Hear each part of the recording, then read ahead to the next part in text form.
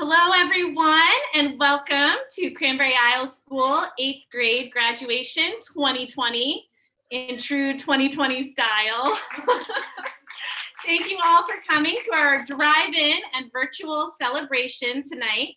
We will now begin graduation part 2, honoring April McCarskey.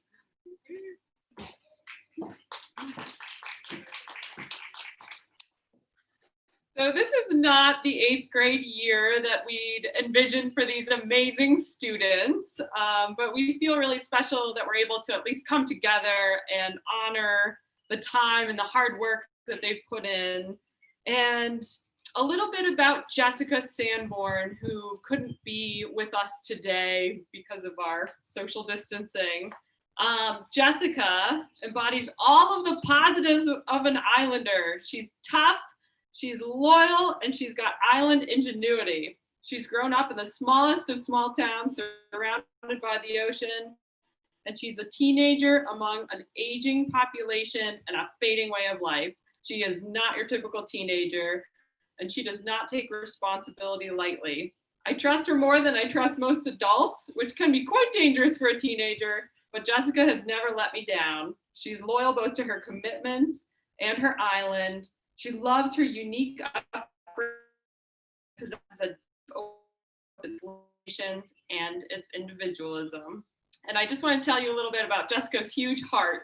When a neighbor fell on hard times, Jessica volunteered her time over school break to collect and stack firewood for him.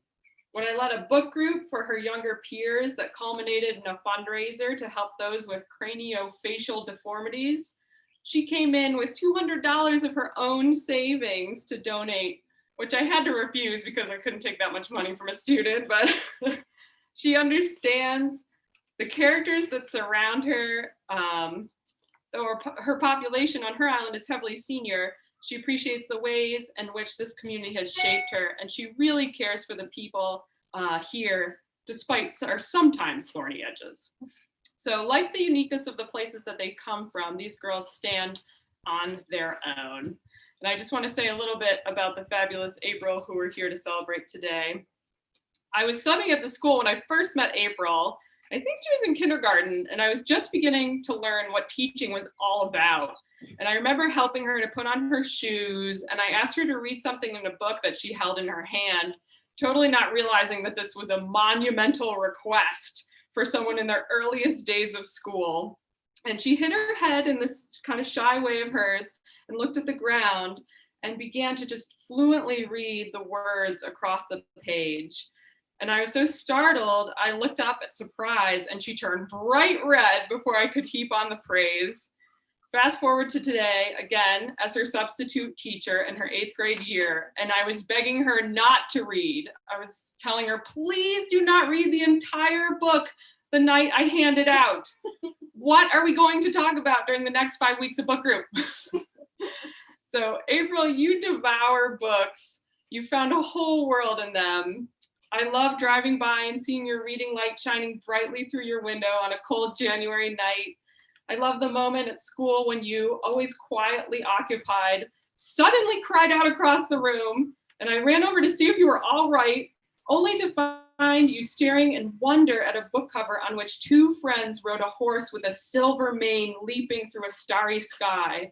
It's not fair, you said, outraged, staring at me, eyes narrowed. It's just not fair. That is just too much fun, you said, before letting a smile sneak across your face.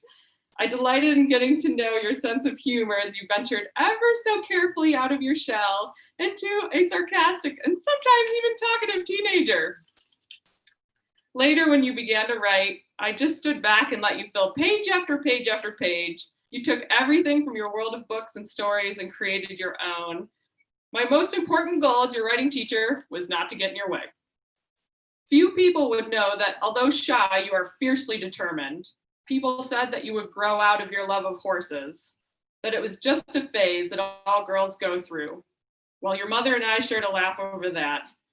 April, your passions and interests are your very fabric. They are part of you. Horses, Harry Potter, gymnastics, reading. When you are in, you are all in. When you wanted to learn to cartwheel, you cartwheeled at recess. You cartwheeled at lunch. You cartwheeled after school. And in the evening, driving by, I would see you cartwheeling across your yard. This is what I love so much about you and what I benefit from as I've meandered through the world of adulthood. What is it that I love? I should love it fiercely and every day as you do. I love seeing your confident self emerge in the presence of animals. When Ozzy would arrive at the recess yard at lunch, you'd be waiting at the edge of the playground. You could sit for hours, stroking his ears, taking in every piece of him, sitting with him quietly as your friends grew distracted and skipped away to the swings or the slide. When animals enter your world, everything else melts away. I remember driving by on a frigid day as you stood on an overturned milk crate, your arms draped over the fence at Suze's house with a mitten full of hay. Only you had the love and patience to wait all day for a crotchety, partially blind pony to warm up to your offering. You love horses so much. I would love to take credit for your academic achievements. There's a lot to be proud of there. And I'm quick to say I'm your teacher, though I share that role with a few others, and primarily your mother, a very smart and patient lady who has really taught you. But April, you are the one who has a gift, an ability to focus on what you love, to go after your dreams, to drive yourself toward a goal. You have a quiet strength, and I hope you continue to follow your true course with your whole heart. Congratulations. And now I present the fabulous April McCarthy.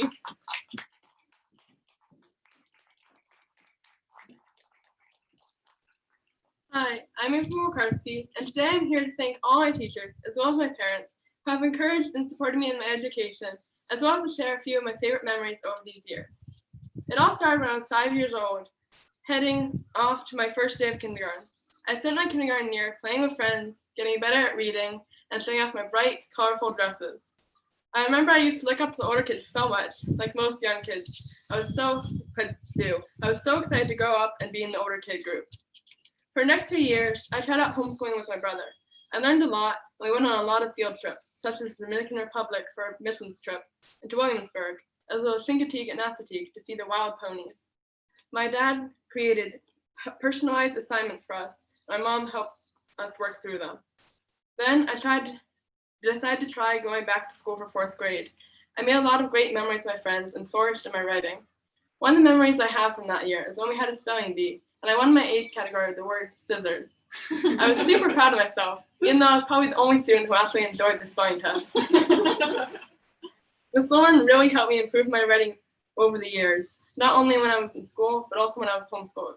She edited stories that I wrote, as well as giving feedback and recommending websites that helped me to be a better writer.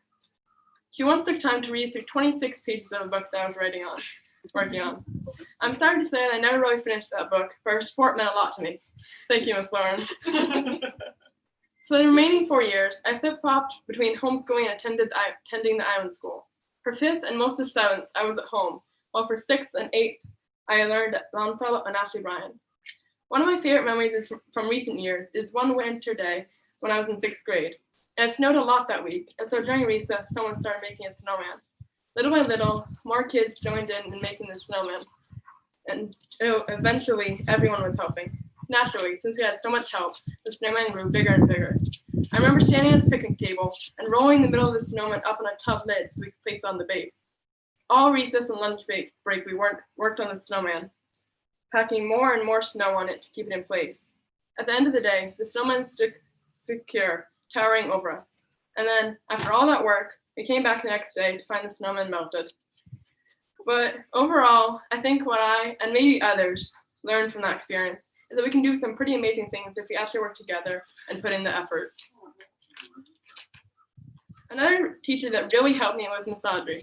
Math was always my least favorite subject, but Miss Audrey encouraged me in my work, and I improved with assistance from Miley, the math dog. Petting her helped me calm down and allowed me to focus better. Thank you, Miss Audrey. There were also a lot of amazing community members that supported me through the years.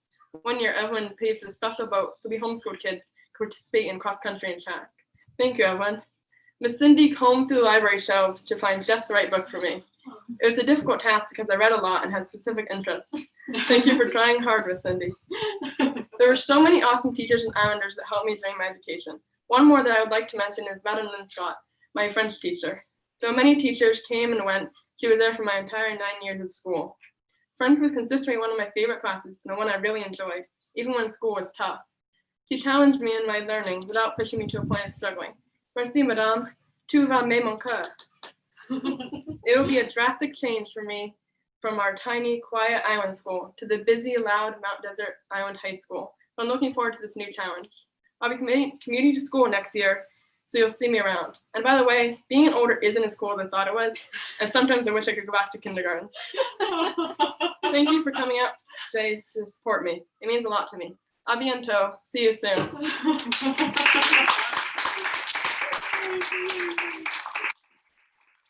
All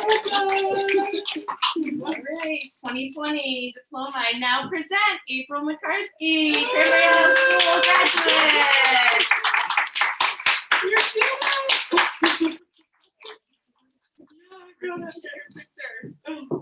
All right, April.